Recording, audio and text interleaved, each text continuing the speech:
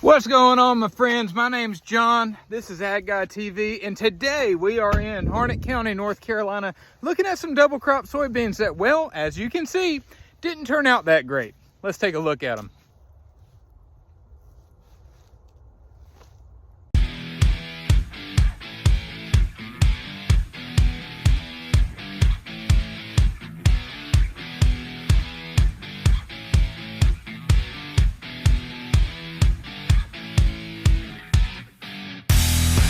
You know, soybeans are always a really interesting crop. They're kind of finicky. There's a reason people call them poverty peas and call them beanie weenies, because if you grow too many of them, well, that's all you'll be able to eat is beanie weenies. These soybeans are double cropped behind wheat. That means there's a full wheat crop in here. You can see the stubble still on the ground there. And then we harvested the wheat and planted the beans into it. These soybeans had a whole bunch of things happen at once to make them look like crap. One being bad germination, because after we planted them, we got a super hard packing rain, and then it didn't stop at the beginning of the year. Saturated the soils, no oxygen plus soft cotyledon equals dead plant. Then that rain persisted for the entire summer, which made really good corn, but really bad beans because it stunted the growth. These things couldn't affix nitrogen, they couldn't breathe, and they were just really small. Then they put on pods, and we were thinking, you know, they might be short, but they're loaded top to bottom. Then we didn't get any rain in August.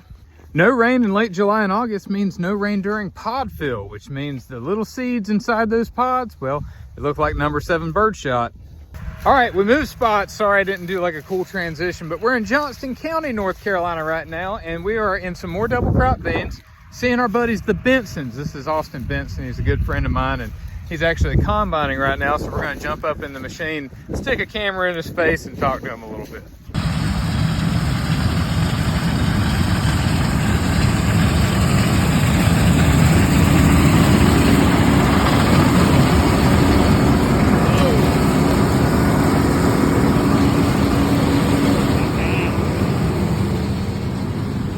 All right, we didn't bust our tail getting in the combine, and now we're here with Austin.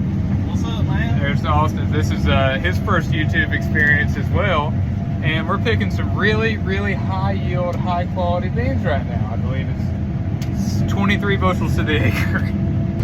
Well, Austin, tell me about your beans. What do you think? How they turn out? Why they turn out the way they did? They're bad. They're bad beans. So these are Group 5.7s, correct? These are 6.4 Z-Series Pioneer. Really excited about this bean, but if many of y'all in North Carolina remember the month of June, it was much like the Amazon rainforest. Rain. And now it's showing its tail. This field's averaging about 12.5, which I ain't crazy about putting out there, but it's the reality of the year. I mean, it's been wet. We didn't change anything. Prefix behind the planter. And then when they got rain packed, they didn't want to come up. When they did come up, the month of August was cool, dry, and they had no help when they were trying to fill out. So this is what you get. This is the same situation we ran into in Harnett County when we were looking at that other bean crop for a mutual friend of ours that has a farm down there. It's going to be running about the same. Had bad germination, they didn't come up well. Our plants per square foot were relatively low, and that was because of the environmental conditions in these double crops. Now the full seasons, they're turning out a little bit better, they're but still about half a crop. Yeah, it's still about half a crop. The other day that they look, you know, I picked in the past, it looked like they go 50-60, and they were averaging 25 to 30. So just the nature of the beast this year. Well, and a lot of it has to do with decreased seed size, because during pod fill we didn't have the rainfall in August, or late July, early August, and it just, when they were going into R6, they didn't have enough. They didn't have any help. Yeah. They had nothing but stress. No help. Temperatures, rainfall, and you know, historically, double crops have been real good to us. I mean, where a full season average might be in that 30 range, our double crops historically would go 40, 45, and so, you know, it ain't because we just suck at what we do. It's, like I said, the nature of the beast. This is the year. Well, that's the thing about farming too, right? You can do everything in the world correct. You can have all the inputs out there, the correct seed, correct placement, rate, timing, application. No matter what you do, you put out all the best stuff you can. And if the weather doesn't play right, then the crop doesn't work out. That's why we're professional gamblers when we're farming. That's it. I'm just about to say, it is the greatest professional gamble you Just like weather, equipment can also be unpredictable. And when we were hitting pause on the video, broke a guide and a tooth off on the cutter bar. So we're about to fix that.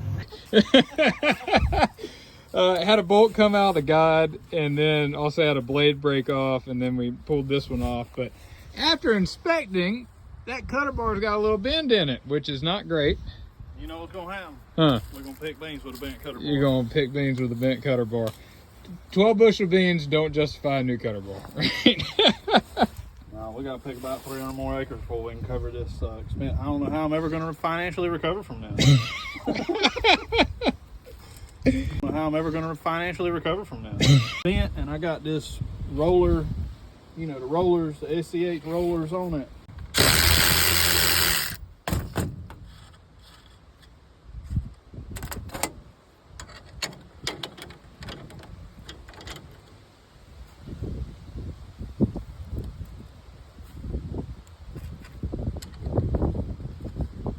I don't think that'll cause any issue because I got my other roller right there.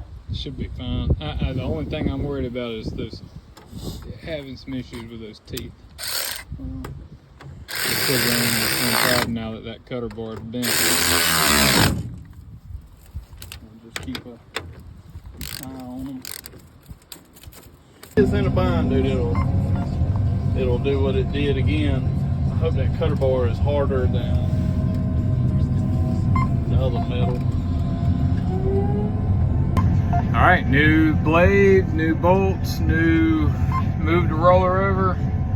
It's good to go. Morale so high. Morale so high, ready to pick these 12.5 bushel beans. Pure excitement.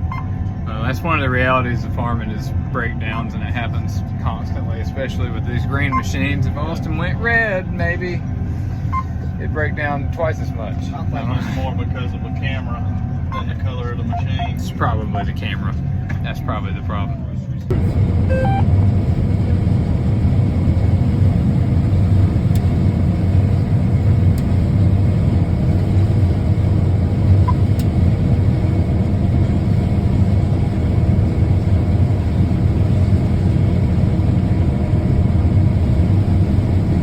I'll put like music over this so you can talk shit. That's fine.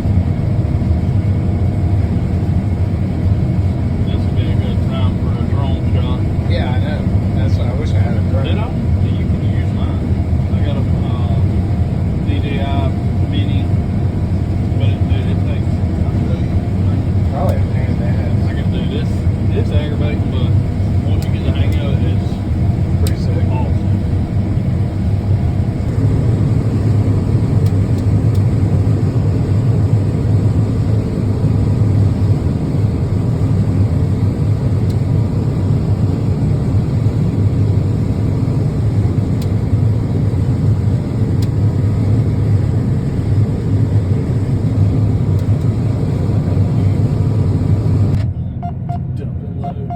Dumping loads.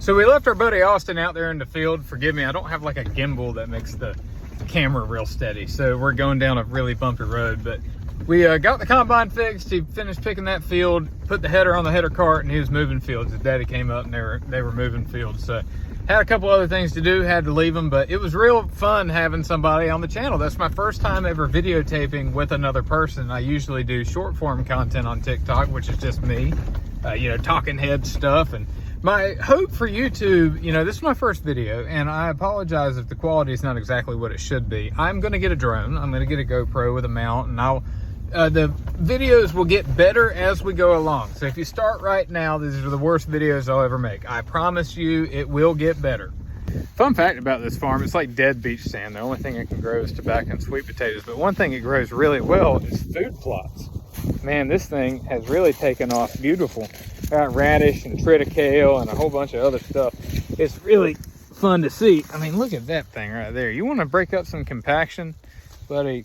Put some of this FLW food plot mix out. It's from Mix and Seed. Works great. There's deer all in it. does mostly, but we're in the rut, so should have some bucks moving in here soon. Here's my ladder stand. Got a pretty good shot down the valley into the bottom over there. Pulled a 9-point off of this farm a couple weeks ago. Not me, but one of my buddies. All right, well, look, that's the first YouTube video. We'll see how it works out. I'm gonna keep doing it. I'm gonna get better, I promise. But thank y'all so much for watching. Y'all have a good day.